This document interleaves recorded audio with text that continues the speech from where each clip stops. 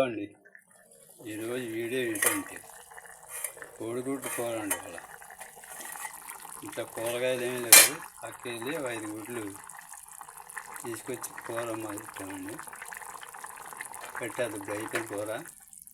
అయితే ముందు అన్నం పెట్టుకోకూడదు కాబట్టి ముందు కూర వేసుకొని అప్పుడు అన్నం పెట్టుకోవచ్చు.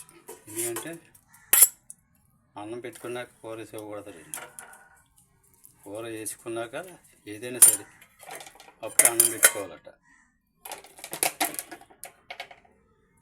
అదండి, రైస్ కూడా వేసేసుకున్నాం.